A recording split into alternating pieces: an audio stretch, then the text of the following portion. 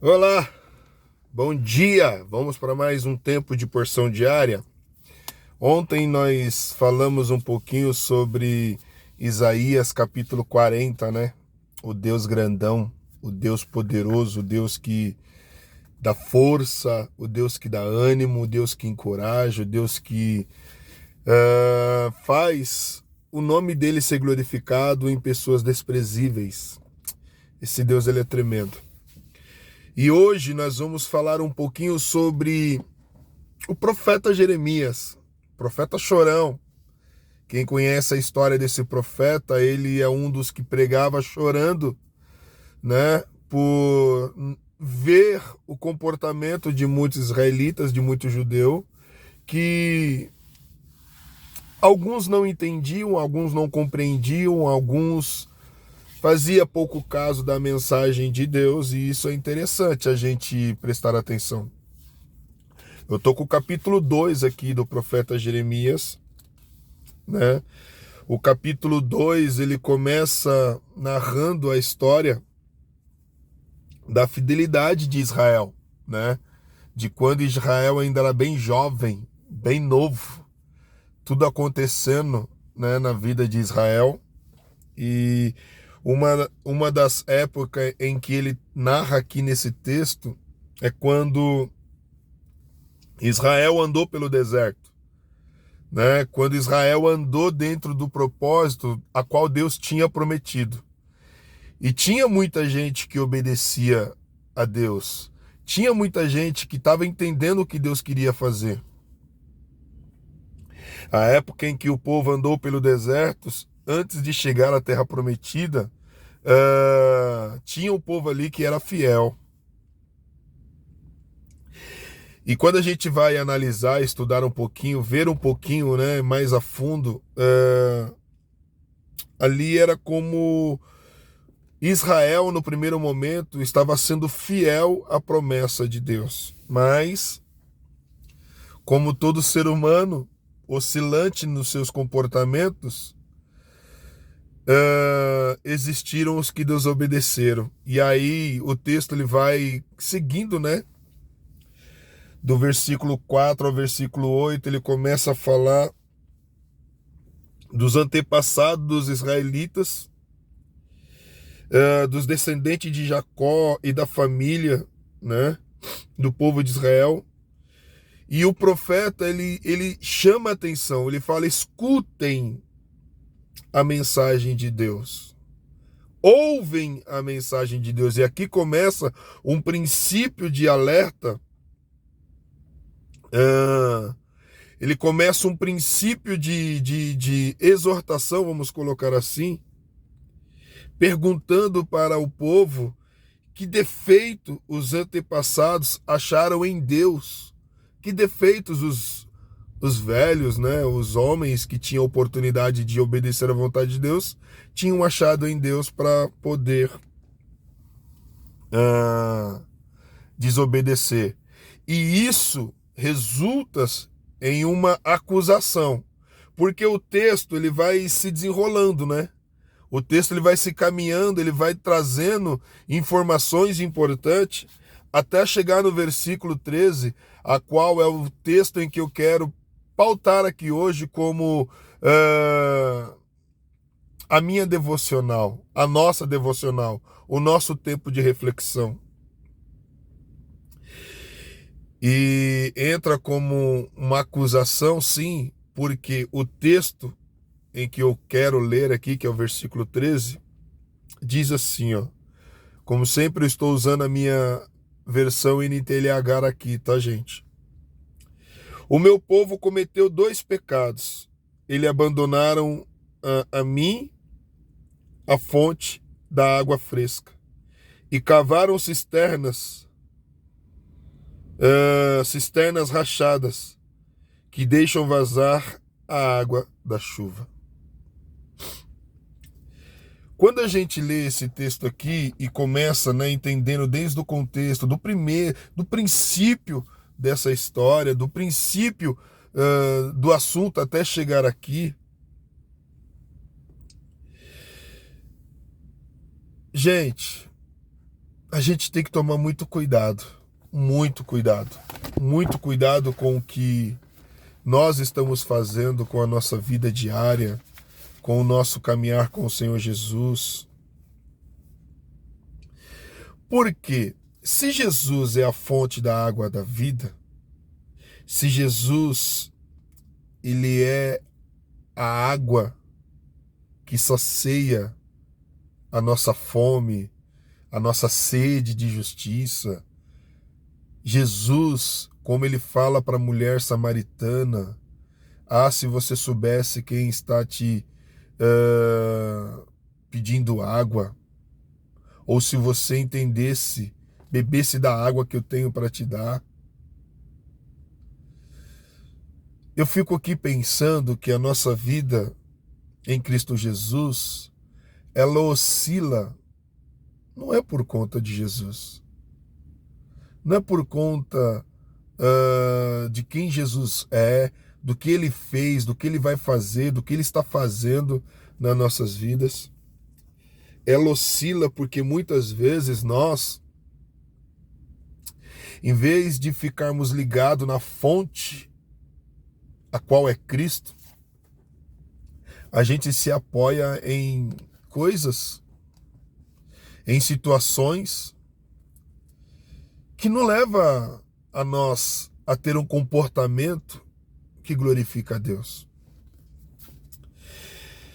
Nunca deveria haver períodos de seca na vida do cristão. Deus disse que ele seria, e isso é verdade, como um poço artesiânico. Eu não sou do interior, eu não conheço poço artesiânico, né? Que é aquele poço que a água não seca. Quem procura trabalhar com isso, ele procura uma veia de água em que ela germina a água o tempo todo e ela não seca.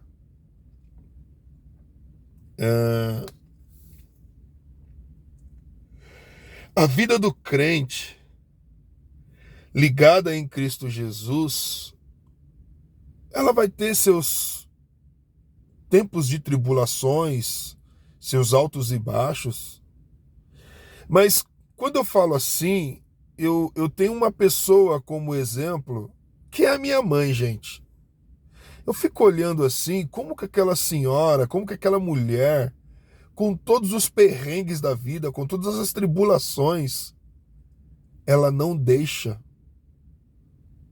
de servir a Jesus e caminhar com Jesus com alegria, com satisfação no Senhor Jesus, porque de fato ela entendeu quem é a fonte para a vida dela.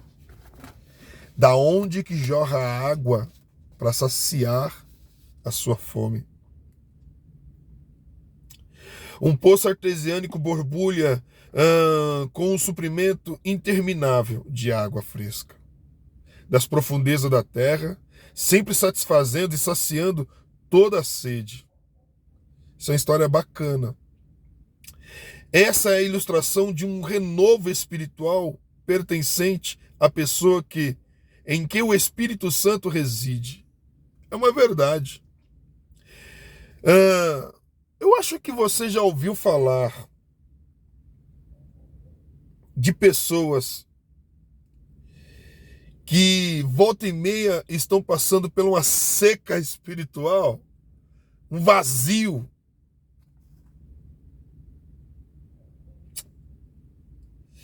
Será que elas estão dizendo que acabou a água da fonte da vida?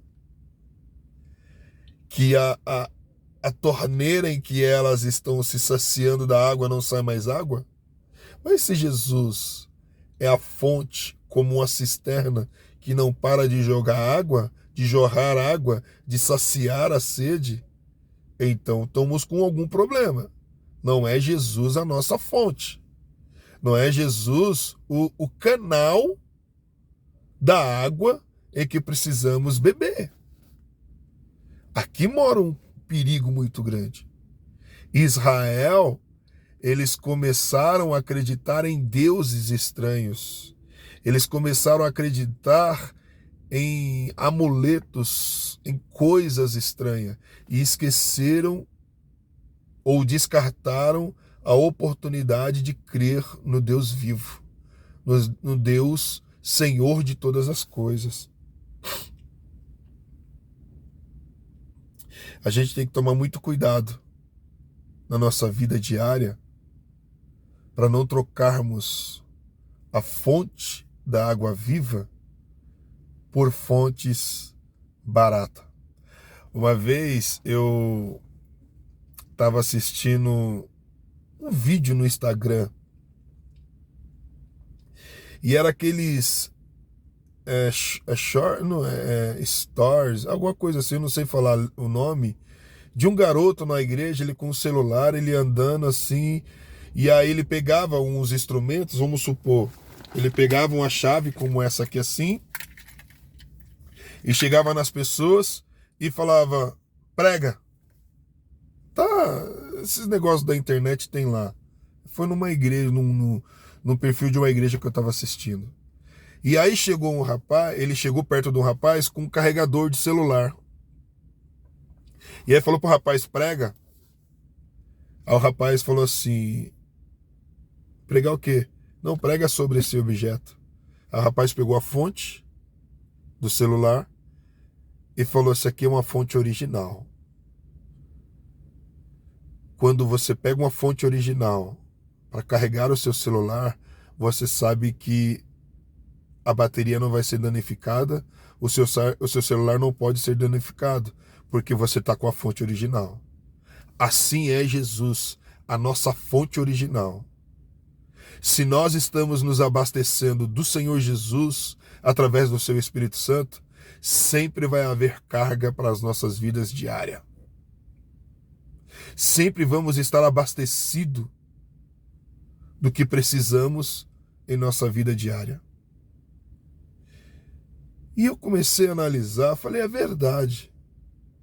Às vezes a gente se abastece de conversas tolas, de conselhos errados, de prosa estranha, sabe, prosa ruim, de rodas que não glorificam ao Senhor, de comportamentos e testemunho de pessoas que não glorificam ao Senhor Jesus, enquanto tem muita gente que está servindo ao Senhor com verdade, querendo só o seu bem, só o nosso bem, intercedendo, clamando, pedindo para que nós vivamos o amor do Senhor Jesus em todo o tempo. Qual é a fonte que você tem bebido da água? Será que você não tem trocado a fonte que é Jesus por qualquer outra coisa? Esse é o nosso tempo de reflexão de hoje. E que fique um ponto de interrogação. Aonde está a fonte da água da minha vida? Se é Jesus, fica tranquilo. Se não é Jesus, se a sua vida tá tomando caminhos que a gente sabe que o final vai ser triste, a gente vai ter história triste para contar, vamos tomar cuidado. Beba da água da fonte. Existe um rio, Senhor, que flui do seu interior. Essa música do Diante do Trono é uma música linda. Águas que correm do trono. Muito maravilhosa. Jesus é a fonte. E se ele é a fonte, a água não seca. A água não para de jorrar. Só você chegar e ele tem água para te dar. Tchau, tenha um bom dia. Segue nos ajudando, nos compartilhando tudo, porque isso faz parte de todo um processo de evangelização, de pregação, em que o nome do Senhor Jesus é sempre glorificado. Boa semana.